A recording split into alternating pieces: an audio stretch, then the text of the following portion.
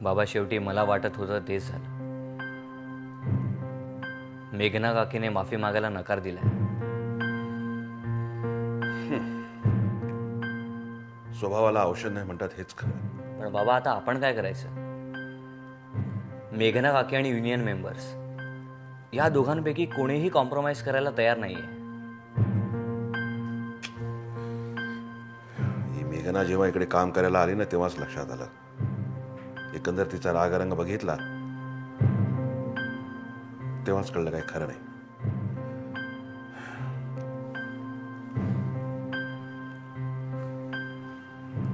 इतक्या वर्षात आपल्या कंपनीत कधीच संप झालेला नाही.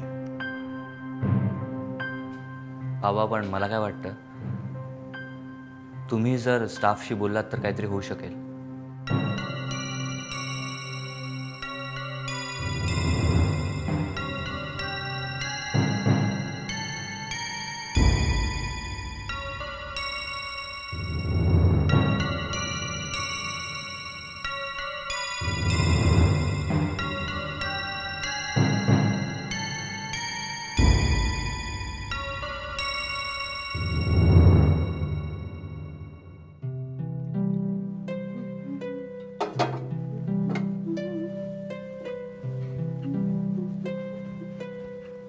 गुड मॉर्निंग आई. हा गुड मॉर्निंग. वाव, रेडी ऑफिसला जायला? Yes, I am ready. Good. आई, आज खरंच खऱ्या अर्थाने मला गुड मॉर्निंग झाल्यासारखी वाटते. का बरं? सकाळी सकाळी किचन मध्ये तुझी चाहूल ऐकायला आली आणि नाश्त्याचा खमंग वास. काय केलंस ब्रेकफास्टला? गौरी, मी आल्यापासून बघतेय तू फारच खा खा खा खा करतेस. कधीही ऑफिसला जाताना नाश्त्याला बस म्हटलं की तुझं नाक वाकडं असायचं. काय चाललंय? तू नसताना मी माझंच करून इतके कंटाळले होते ना, आणि तेच तेच खायचं. आता तू आलीस ना, तुझ्या हातचं खाऊन मी वचपा काढणार. वा ग, फार शहाणी आहेस. बाबा आणि आशिष कुठे आहेत? आशिष येईलच. बाबांचं काही नक्की नसतं. म्हणजे त्यांच्या खाण्यापिण्याच्या वेळा काही नक्की नसतात ना. गौरी, मी निघतो. अहो अहो थांबा ना, नाश्ता करून जा ना. तुमच्या आवडीची थालीपीठं केली आहेत बघा आज. गौरी, माझी वाट पाहू नका, मला यायला उशीर होईल.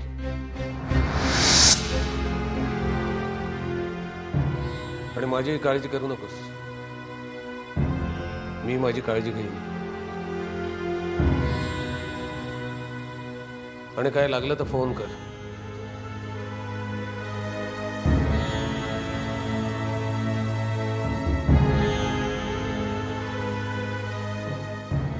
पाहिलंस गौरी, मी आल्यापासनं माझ्याशी एक शब्दही बोललेले नाहीयेत. आई, हे सगळं नॉर्मल व्हायला थोडा तरी वेळ लागेलच ना. का?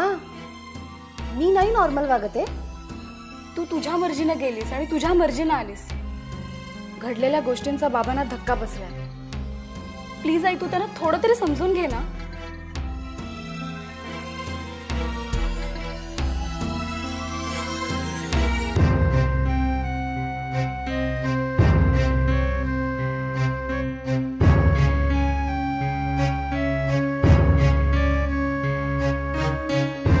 काय मग जाधव साहेब, आपल्या खास मित्राची काय खबरबात?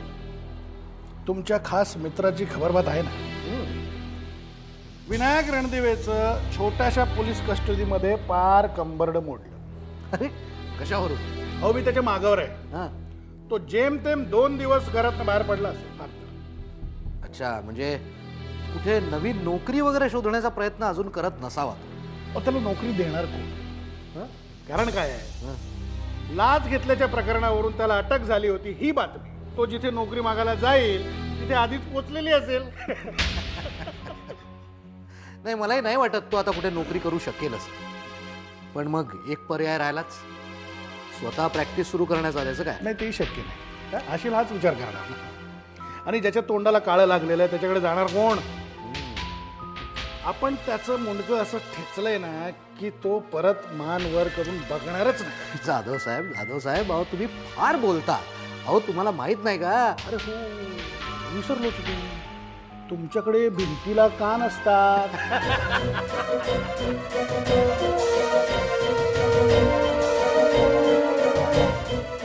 बरं, मग येऊ? येस, पण मधून मधून रिपोर्ट करत चला. हो हो हं? येतो. या अँड कीप इन टच. हो आम्ही आहोतच इथे. हो हो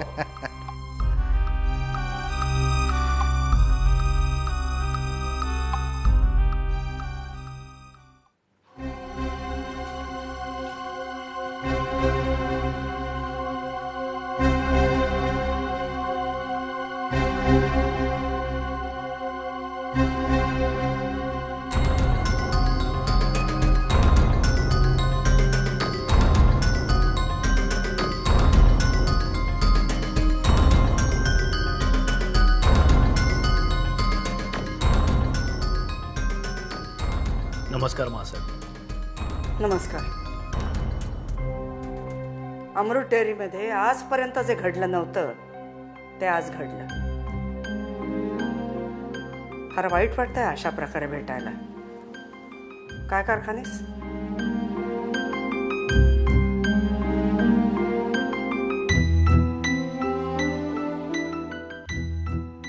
हे सगळं का घडलं, याची कारणं काय, कोण बरोबर कोण चूक, हे सगळं तपासण्याची ही वेळ नाही.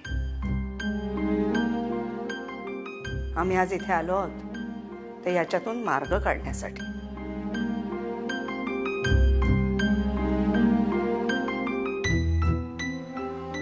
भडसावळे, मेघनाच्या वतीने आम्ही तुमची माफी मागतो.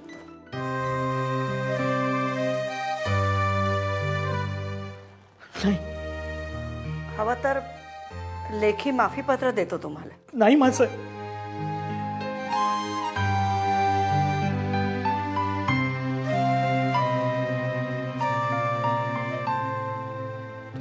अहो, याची याची काही एक आवश्यकता नाही.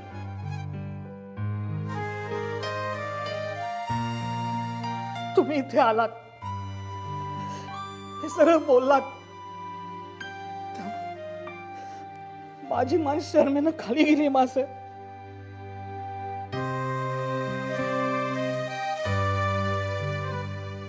आजपर्यंत आपण सर्वांनी एकमेकांचा मान राखत काम केलं. ही परंपरा अशीच पुढे राहावी एवढीच आमची इच्छा आहे.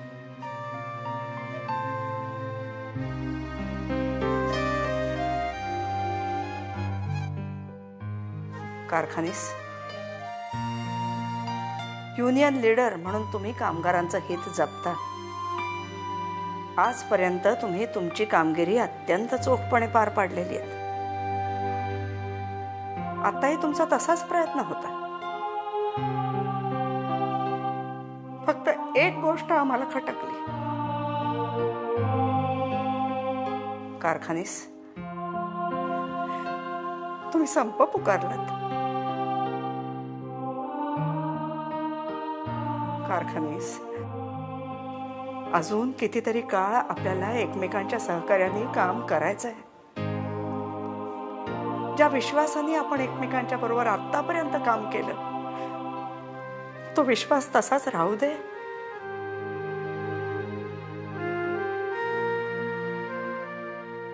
एकमेकांशी संवाद व्हावा, चर्चा व्हावी, वादविवाद झाले तरी हरकत नाही, पण ही तोडमोडीची भाषा आणि असहकाराचं शस्त्र जरा दूरच ठेवलेलं बरं, नाही का?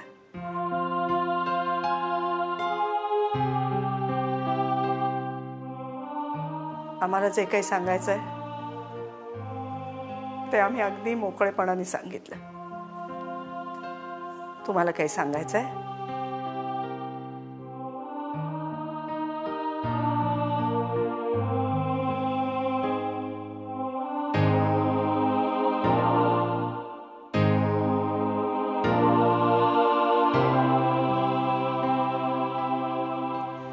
माफ करा मासाहेब, मी चुकलो.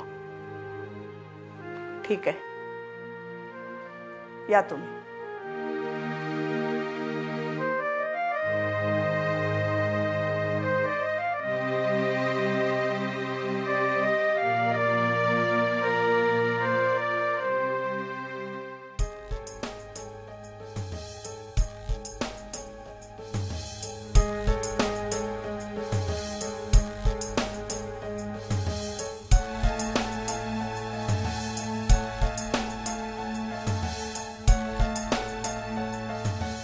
मेघना कुठे आहेत?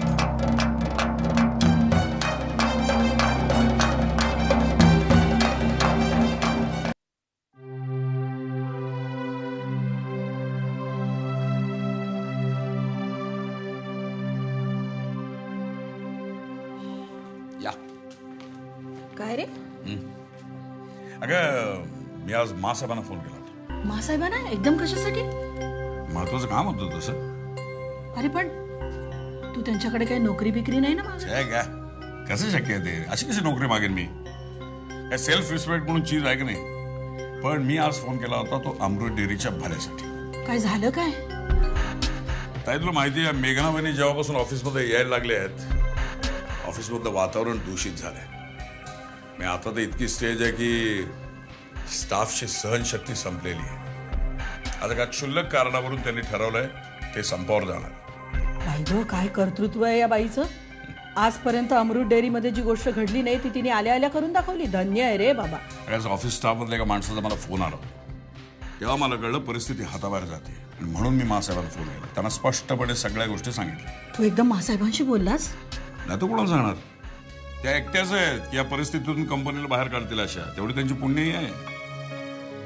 आणि सगळ्यात महत्वाची गोष्ट म्हणजे आजही अमृत डेअरीचा प्रॉब्लेम हा माझा प्रॉब्लेम वाटतो.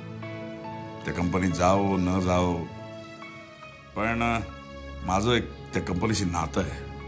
अतूट नातं.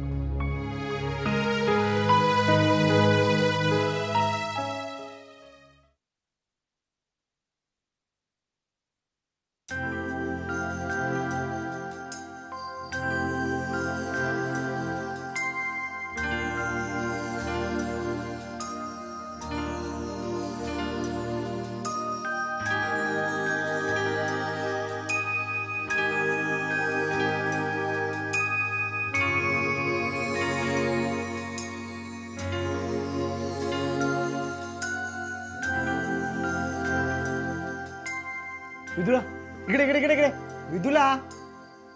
अरे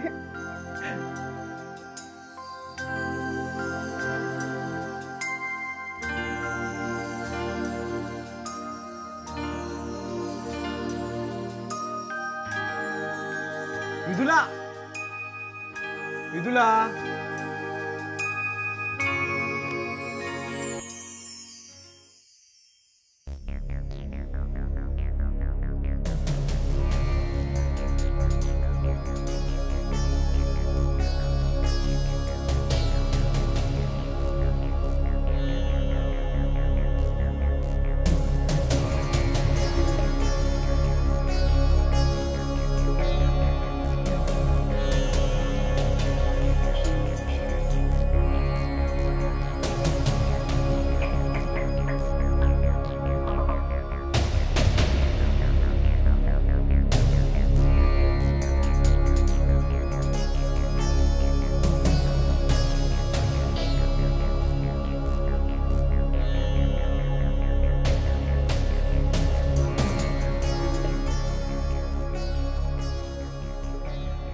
मेघना, थोडं स्पष्ट बोलायची वेळ आली आहे.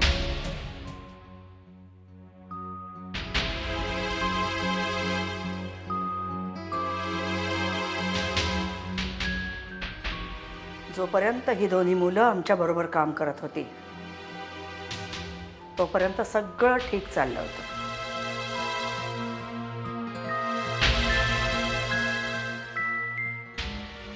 या दोन्ही भावांचं सुद्धा आपापसात छान पटत होतं.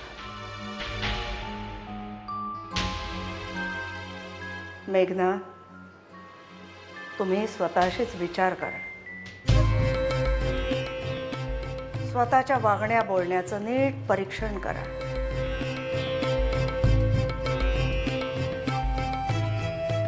आणि मग तुम्ही शोधून काढा की ही सगळी घडी विस्कटण्याचं कारण काय.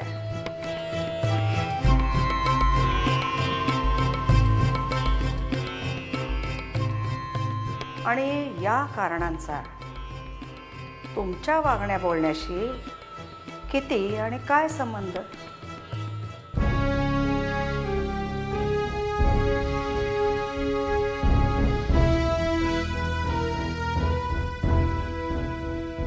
आपल्या कुटुंबात तुम्ही सगळ्यात जास्त शिकलेले आहात. समंजसही व्हा ना. तुमच्या शिक्षणाचा चांगल्या कारणासाठी उपयोग होऊ दे. एक लक्षात ठेवा, घरात लहान मुलांची मनं दुखवणं आणि ऑफिसमध्ये ज्याचा त्याचा अपमान करणं याच्यासाठी जीभ दिलेली नाहीये आपल्याला.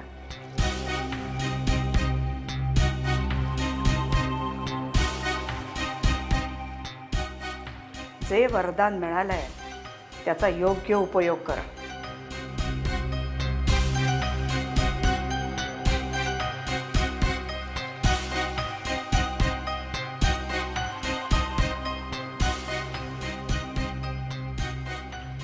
या तुम्ही.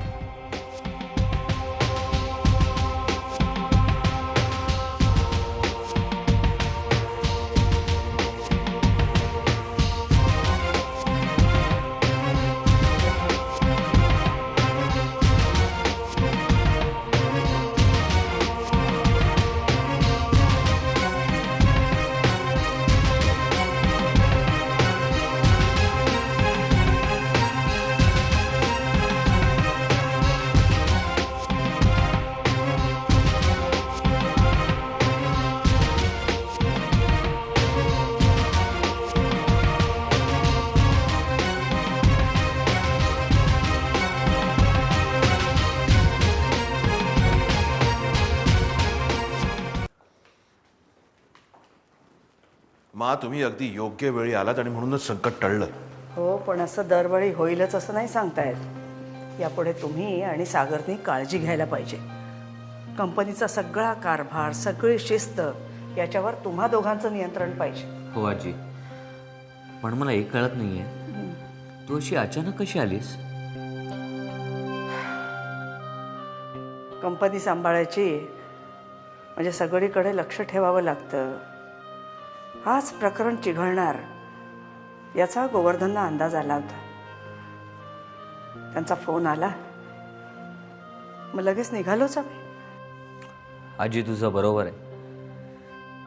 जर तू कंपनीची जबाबदारी आमच्यावर सोपवली आहेस तर ती आम्ही नीटपणे पार पाडलीच पाहिजे. पटतंय ना तुम्हाला?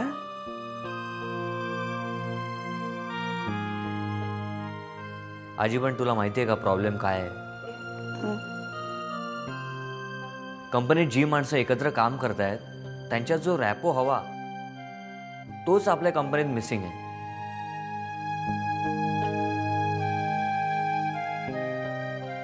मा, सागर म्हणतोय ते अगदी बरोबर आहे.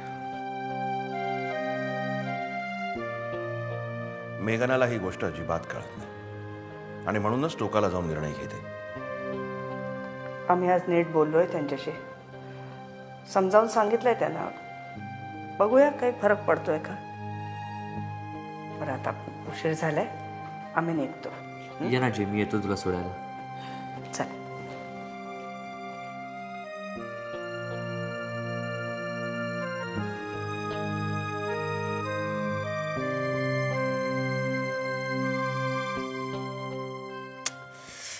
सगळं कसं सुरळीत चाललं होतं. कुठून या मा आल्या आणि अख्खा डाव उधळून लावला. काही गरज काय होती त्यांना आता इथे यायची? एक गोष्ट लक्षात ठेव मेघना, ही कंपनी मानची होती आणि त्यांचीच राहील. त्यांनी ती फक्त आपल्याकडे सांभाळायला दिलेली आहे. दिली आहे ना, मग प्रत्येक निर्णय घेताना जर त्यावर त्यांचाच अंकुश असेल तर काय अर्थ आहे? अर्थ समजावून घ्यायला हवा आपण. दिवाकर, तुमची ही दुहेरी भाषा नाही कळत मला. मी म्हटलं कंपनीमध्ये स्ट्राईक होऊ दे म्हणजे सगळं कसं मार्गाला लागेल, तर मला म्हणाला अगदी बरोबर आहे. आता मा आल्या त्या म्हणाले हे सगळं चुकीचं आहे, तर त्यांचंही बरोबर आहे. हो, बरोबर आहे बरोबर. मेघना, प्रत्येक प्रश्नाला दोन बाजू असतात आणि त्या दोन्ही बाजूंचा विचार करूनच आपण काय तो निर्णय घ्यायचा असतो. तुझा प्रॉब्लेम हाच आहे की तू फक्त एका बाजूने विचार करतेस. वाह वाह दिवाकर, मा आल्याबरोबर आपली बायको किती चुकीची आहे हे लगेच सांगायला तुम्ही सुरुवात केली नाही? प्लीज मेघना, प्लीज. कधी कधी मला वाटतं की मी तुझ्या नादाने फरफटत चाललोय की काय. गटांगळ्या तर नाही ना खाते मी. नाही, मला जरा शांतपणे विचार करू दे. दिवाकर, प्लीज मेघना, leave me alone for some time. Okay.